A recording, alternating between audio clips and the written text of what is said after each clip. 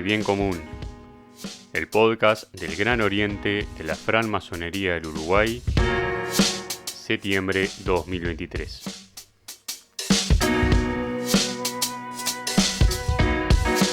Amigas, amigos oyentes, bienvenidos a este nuevo episodio del Bien Común, el podcast del Gran Oriente de la Francmasonería del Uruguay.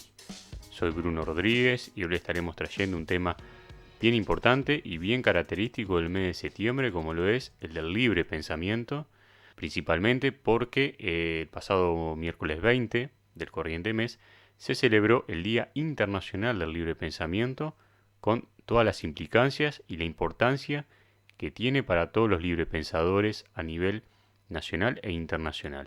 Y para desarrollar esta temática, ya sea de los aspectos históricos como de los aspectos actuales, y vamos a tener la presencia de Diego Matos, gran tesorero del Gran Oriente de la Francmasonería del Uruguay, pero por problemas de fuerza mayor no nos podrá acompañar en esta oportunidad, así que en su lugar recibiremos y le damos la bienvenida nuevamente a Nancy Medina, primer vicegran maestra del Gran Oriente de la Francmasonería del Uruguay. Nancy, para nosotros es una gran alegría volver a contar con usted en este programa, y agradecemos su tiempo con nosotros y con la audiencia por venir a contarnos y desarrollar el tema del libre pensamiento.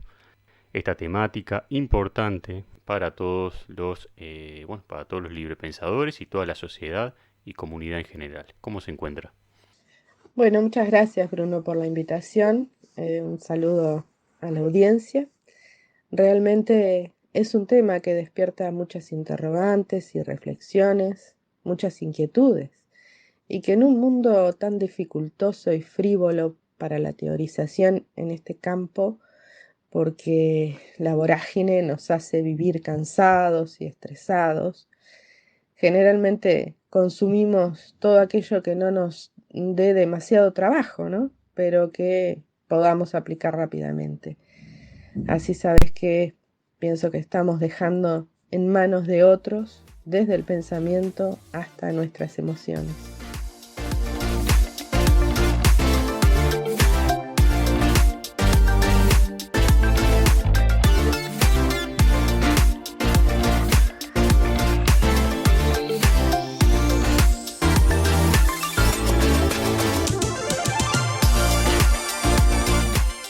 Precisamente, ¿en qué consiste el libre pensamiento?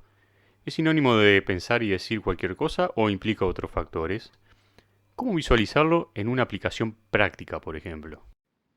Yo considero el libre pensamiento como un método, una forma de vivir, la actitud que adopta la persona que busca la libertad y la verdad, su verdad, a la hora de formar sus opiniones, sobre la base del análisis imparcial de los hechos, es decir, independientemente de cualquier autoridad o creencia que imponga, que someta al pensamiento. No es pensar y decir cualquier cosa, como la libertad no es hacer cualquier cosa que queremos. Muchas veces esto se puede confundir. Hoy nos encontramos en un estado de fragilidad, de vulnerabilidad, que facilita la entrega total del ser humano a cualquier forma de opresión y sometimiento del pensamiento, porque la inseguridad e incertidumbre y el dolor que reina en tantas partes del mundo, y a su vez el desesperado deseo que tenemos de bienestar, de paz, de felicidad, es tan desesperado que es a costa de lo que sea, incluso del sometimiento de nuestro pensamiento. Y no nos estamos dando cuenta. Basta con recorrer las redes sociales, cuáles son los intereses, cuáles son los problemas y cuáles son las grandes y pequeñas cosas en las que se centran las discusiones, el intercambio, las reflexiones y aquellas que nos cautivan, ¿no? Existe una especie de bulimia emocional, como la llaman algunos. A veces podemos sentirnos libres cuando en realidad no lo somos. Permanentemente sufrimos la opresión y permitimos además ser sometidos. Pero también muchas veces consideremos somos los responsables del cautiverio de otros. Nada es tan temible para cualquier clase de dogmatismo como un pensamiento libre en movimiento, que examina aquellas verdades determinadas, firmes y establecidas, y va más allá de ellas, develando que no son las únicas verdades absolutas. Me pedías un ejemplo práctico. Todo pensamiento dogmático riñe con el libre pensamiento. Hoy tan de moda está hablar de laicidad positiva o integracionista, como la llaman algunos. Disfrazamos la laicidad para disfrazar un pensamiento que no es libre. No necesita de adjetivos. La laicidad es un concepto que si le agregamos otro, deja de ser laicidad. Por sí sola, ella es integracionista y positiva. Pero si le buscamos la vuelta para justificar la intervención de un dogma y así la pensamos, no estamos siendo librepensadores. Libre pensamiento y libre albedrío, ¿son lo mismo?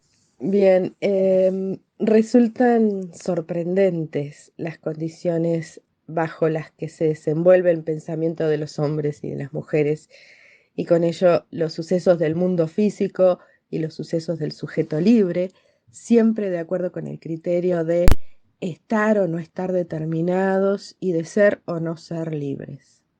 El hombre, con su inteligencia imperfecta, trata de comprender su mundo, y en este proceso lo modela intentando satisfacer sus propias necesidades.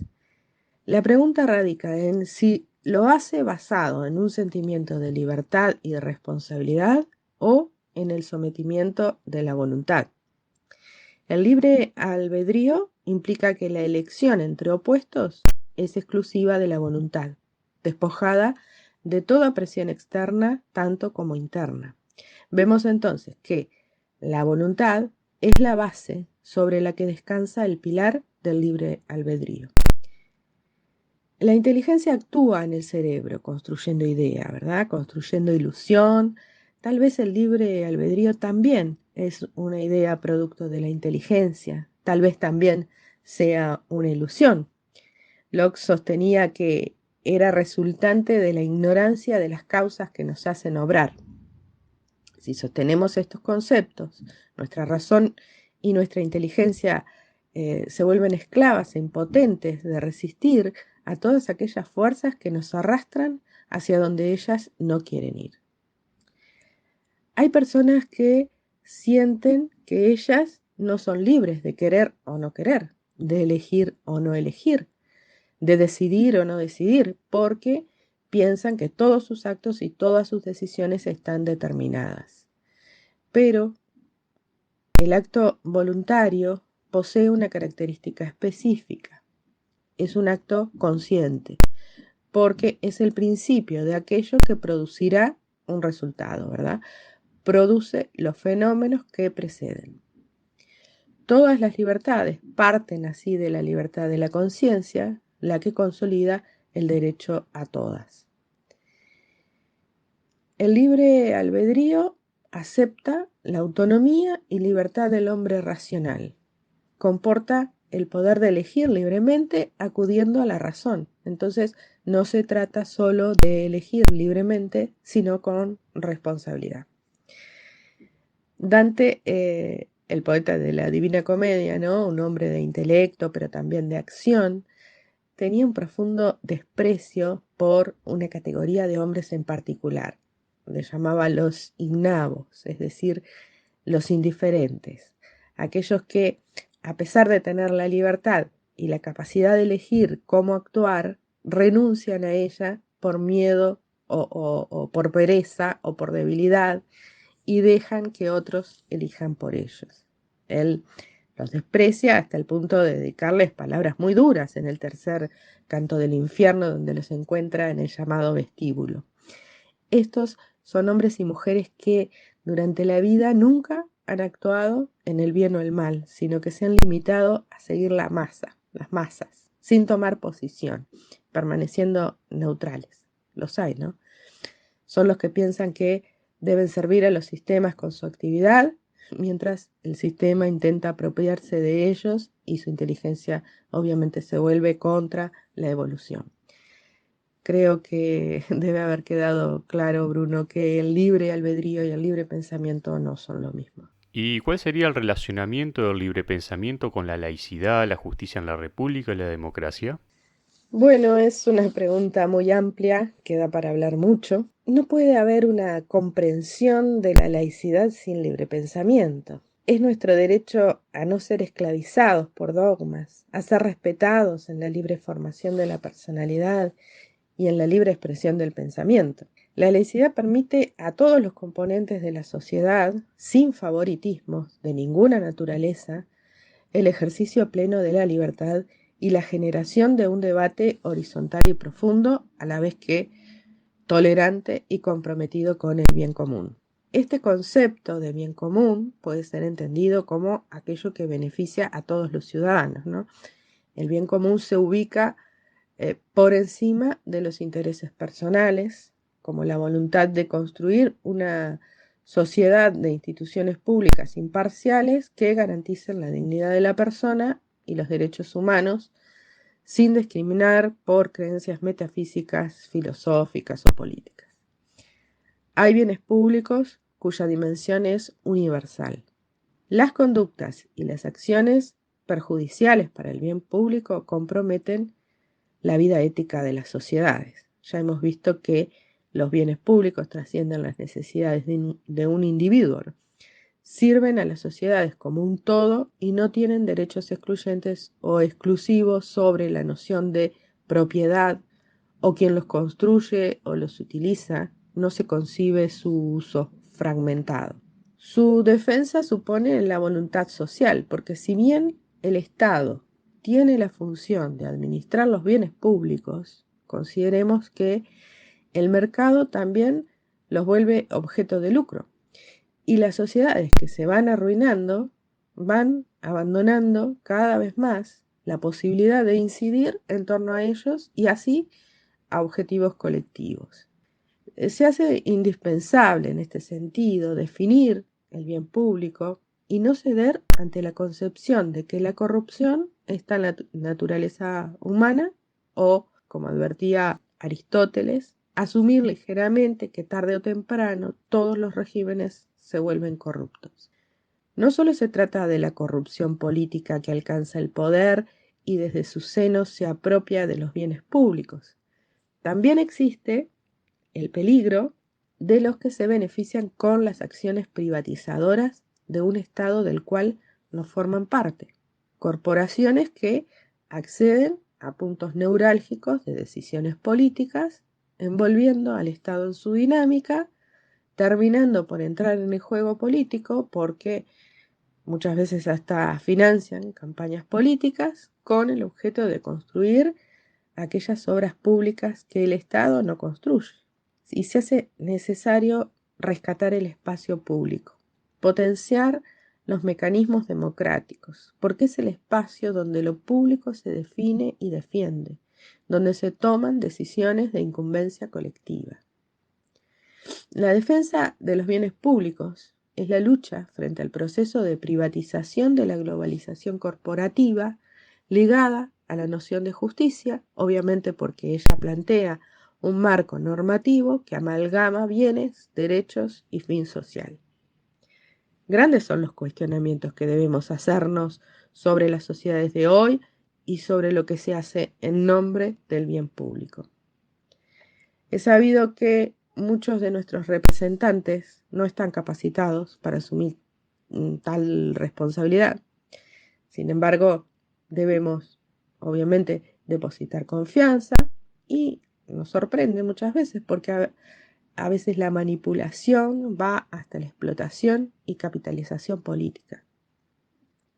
El interés personal del representante político muchas veces implica la resolución de demandas de ciudadanos o grupos particulares, no diferenciando lo que es público, privado o personal y no rigiéndose por las normas que regulan su cargo. El representante es un mediador entre los ciudadanos y los gobiernos. El problema es que los bienes que circulan a través de su figura no son de su pertenencia. En la defensa del bien público debemos saber elegir a quién otorgar esta gran responsabilidad. Los gobernantes también son llamados a estar animados. El interés de todos debe ser suficiente fuerza de motivación y ellos deben estar al frente con esta consigna, ¿no?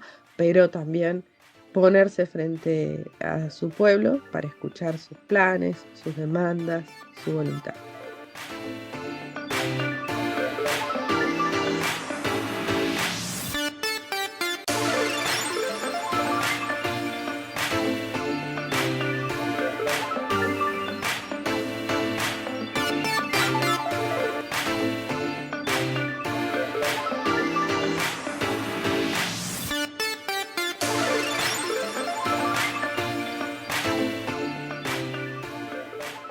Y ahora yendo un poco para atrás, haciendo un poco de historia, ¿es posible determinar un origen del libre pensamiento como filosofía en la construcción del pensamiento? El origen del libre pensamiento lo situaría independiente de hechos anteriores que fueron duramente castigados en el siglo XVIII, en el llamado siglo de las luces, lo vemos en el compendio en la enciclopedia. Kant decía que la ilustración es la salida del hombre de su autoculpable minoría de edad, la minoría de edad que lo hacía incapaz de usar su intelecto sin la guía de otro. Podríamos decir que la frase "ten valor de servirte de tu propia razón" es el lema de la ilustración. El 20 de septiembre de 1870 ocurrió lo que se llamó la brecha de la Porta Pía, por el cual las fuerzas patrióticas italianas tomaron Roma, dando término al poder terrenal del papado católico. ¿Qué nos puede decir de este hecho histórico y qué implicancias se derivaron del mismo? ¿Qué significa esta fecha para nuestro país? Efectivamente, esta fecha rememora el 20 de septiembre de 1870, con la entrada triunfal a la ciudad de Roma de las fuerzas patrióticas de la unidad italiana. Fue la famosa brecha de la Porta Pía, que significó la concreción de la unidad italiana largamente buscada por los patriotas de ese país.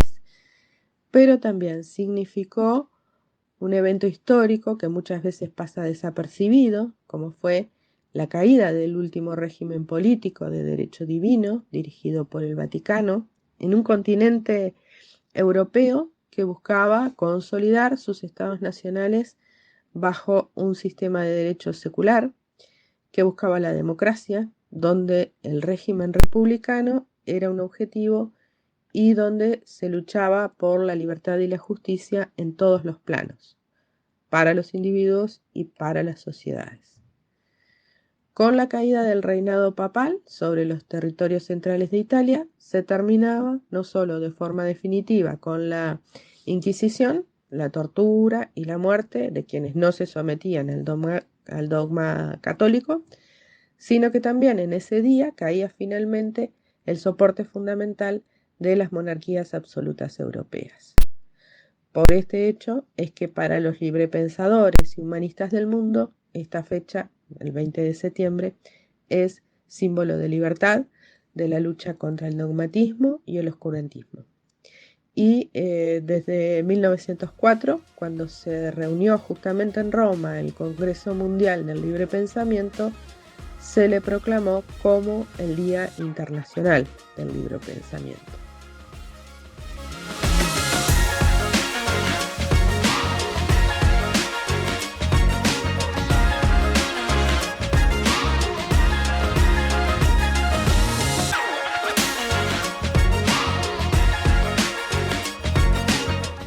Y viniendo ahora al mundo de la inmediatez de hoy, pautado por las tecnologías de la información y la comunicación, ¿nos acercamos o nos alejamos del concepto manejado por usted sobre el libre pensamiento? Es una pregunta muy interesante.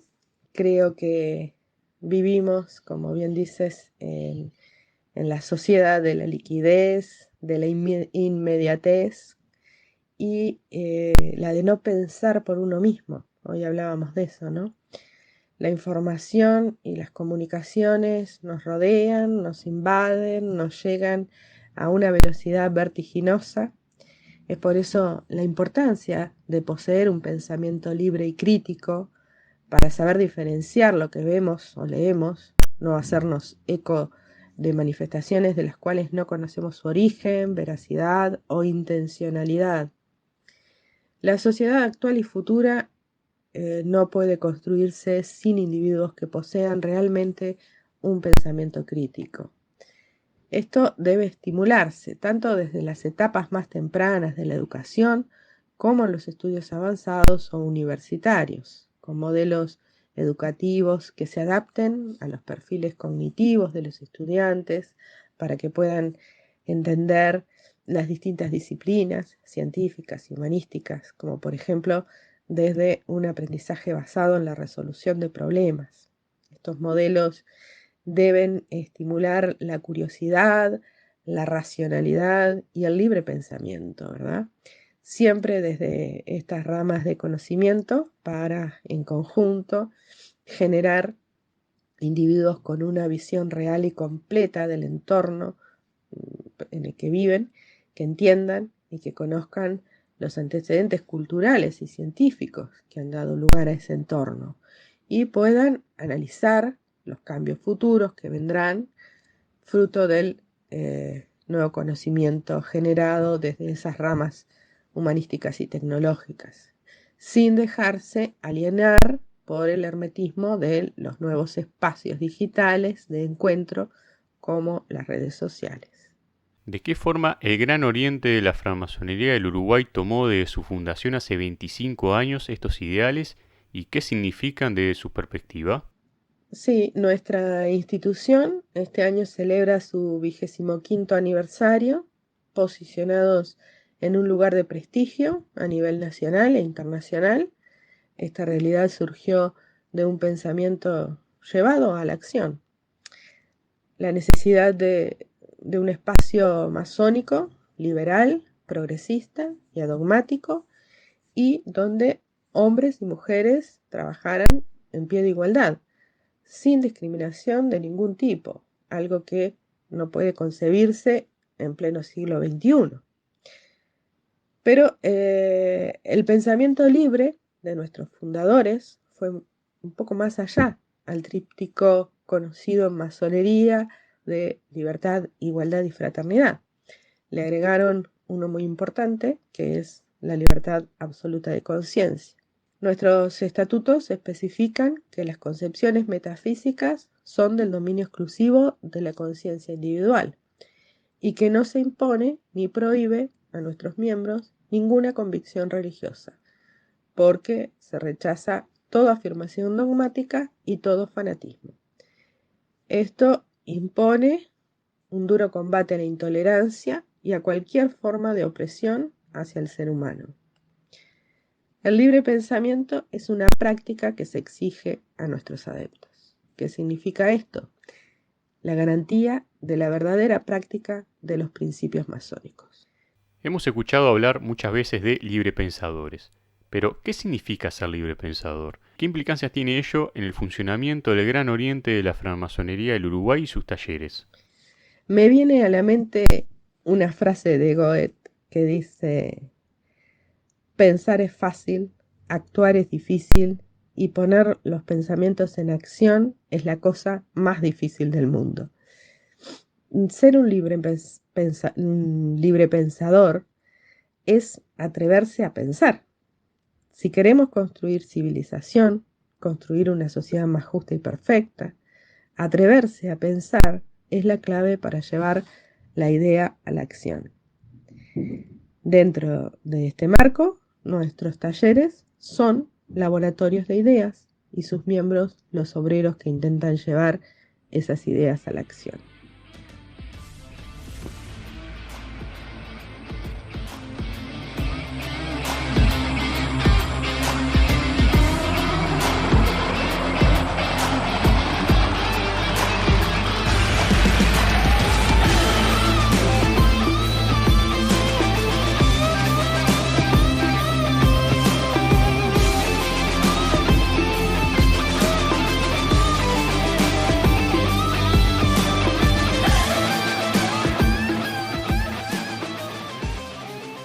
su opinión, ¿es necesario el libre pensamiento hoy para construir civilización o es un ideal superado?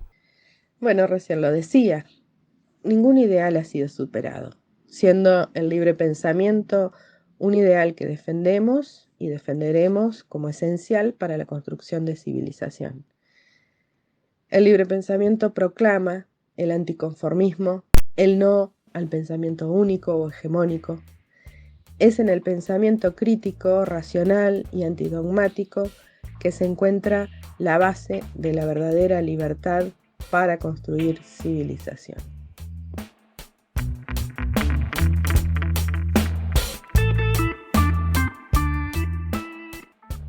Nancy Medina, primer vicegran maestra del Gran Oriente de la francmasonería del Uruguay, nuevamente agradecemos su tiempo por compartir este espacio con nosotros y con la audiencia este tema del libre pensamiento, ya sea de los aspectos históricos como la vigencia en la actualidad, así como sus implicancias en la institución del Gran Oriente de la francmasonería del Uruguay. Le envío un saludo y hasta pronto. Te agradezco a ti, Bruno, la oportunidad. Esperemos que la temática haya resultado de interés y, sobre todo, disparadora de pensamientos que procuren ser cada vez más libres. Hasta pronto.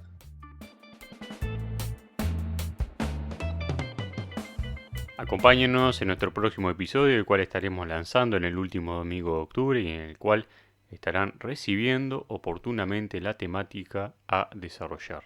Recuerden que nuestro podcast se puede escuchar a través de la plataforma de Spotify en el canal que lleva como nombre El Bien Común, a través de YouTube en el canal que lleva como nombre El Gran Oriente de la Francmasonería del Uruguay, o ingresan a la página web www.gofu.org, van a la sección de podcast y allí encontrarán este episodio así como los anteriores que hemos estado presentando. Que tengan todos una buena jornada, les envío un gran saludo y hasta el próximo mes.